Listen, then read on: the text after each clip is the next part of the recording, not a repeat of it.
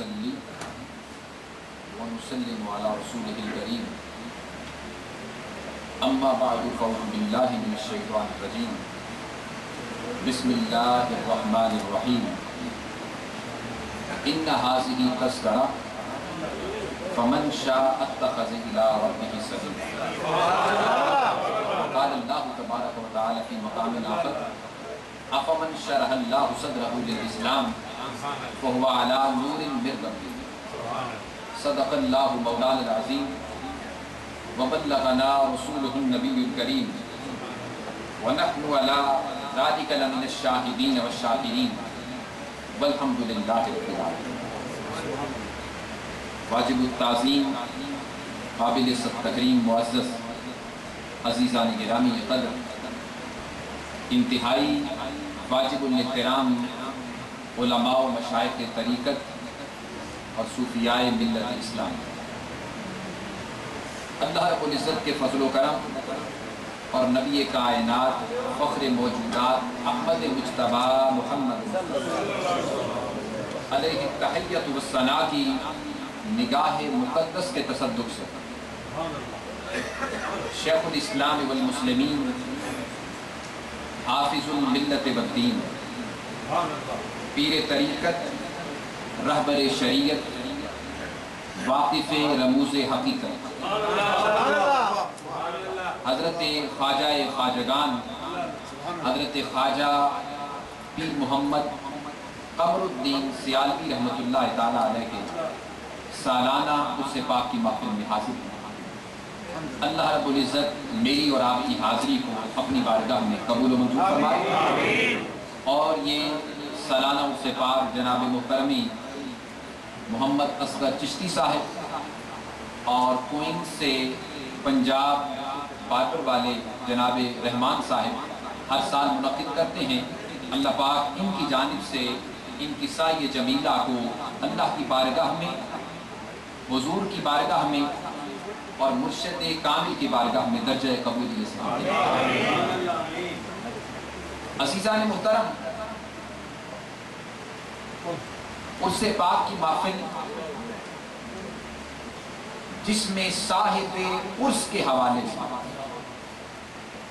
بطور خاص ذکر کیا جاتا ہے، عام بندے یہ سوال کرتے ہیں کہ آپ لوگ صاحب عرس کا وہاں پہ خصوصی تذکرہ کیوں کرتے ہیں؟ اس نسبت سے میں نے قرآن مجید کی آیہ کریمہ عنوان گفتگو کے طور پر تلاوت کی ہے۔ اللہ پاک نے فرمایا ان ھذہ تذکرہ، اے پیارے حبیب یہ قرآن مجید جو اول سے لے کر الحمد کی الف سے لے کر والناس کی سین تک ہے، یہ سارے کا سارا تذکرہ ہے۔ ان ھذہ تذکرہ فمن شاء اتخذ الی ربہ سبیلا، اب جو شخص چاہتا ہے کہ رب کائنات اسے اپنی راہ عطا فرمائے، فمن شاء اتخذ الی ربہ سبیلا، سو اس تذکرے کے ذریعے سے رب کائنات اسے راہ ہدایت دیتا ہے۔ اب تذکرہ شخصیت کا ہوتا ہے، پرسنالٹی کا ہوتا ہے، ذات کا ہوتا ہے، تو قرآن مجید میں ذات خدا کا تذکرہ بھی ہے، محمد مصطفیٰ کا تذکرہ بھی ہے، 1,24,000 پیغمبروں کا تذکرہ بھی ہے، حضرت خضر کا تذکرہ بھی ہے، سابقہ امت کے اولیاء کا تذکرہ بھی ہے، اور جب ان امتوں کے اولیاء کا تذکرہ ہے تو قیامت تک جو بندہ قرآن میں غوطہ زنی کرتا رہے گا مصطفیٰ کے صدقے سے امت مصطفیٰ کا تذکرہ بھی نہیں ہوگا۔ سو لہذا جب تذکروں کی بات ہوگی تو تذکرہ جس ہستی کا آج ہم کر رہے ہیں،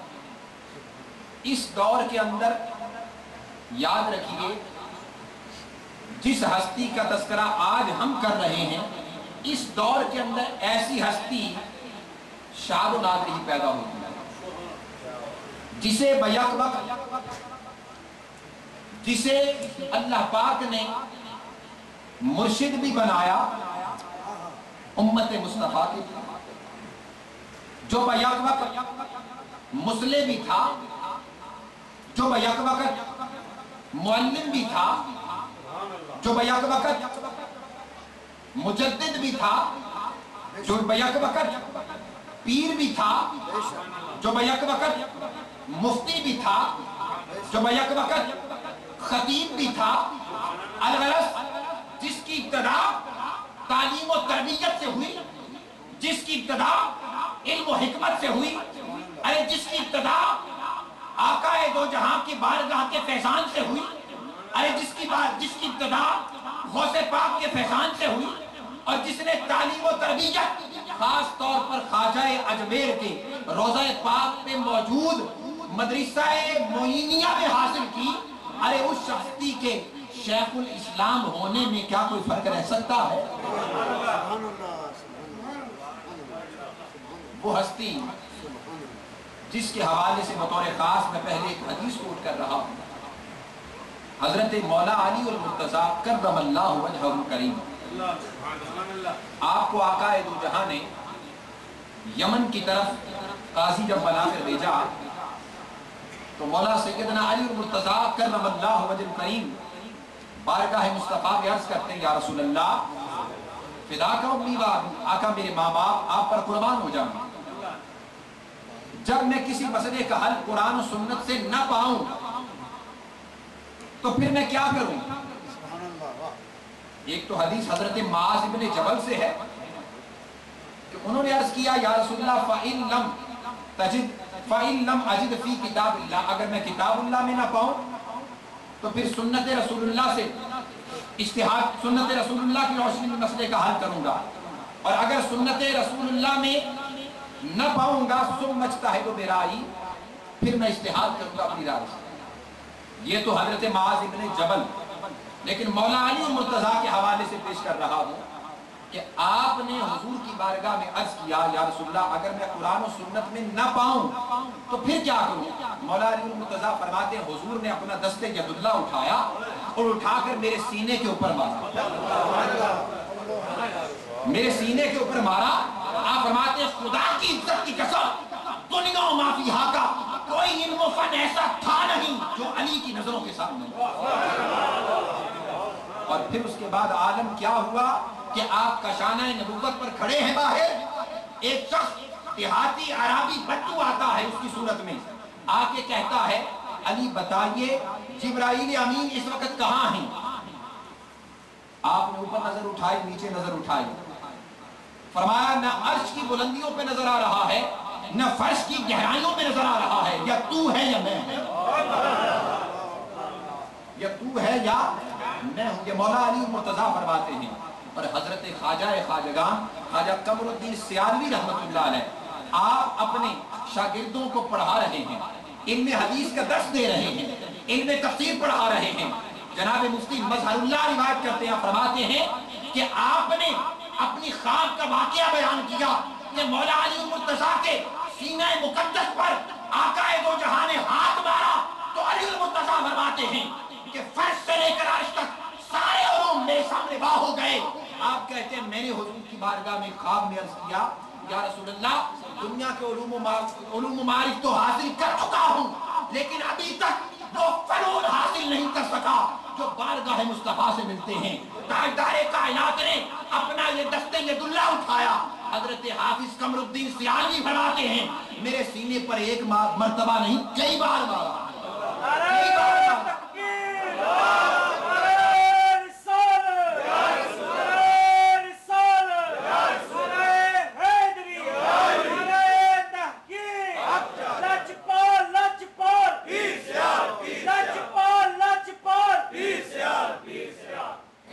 फेरा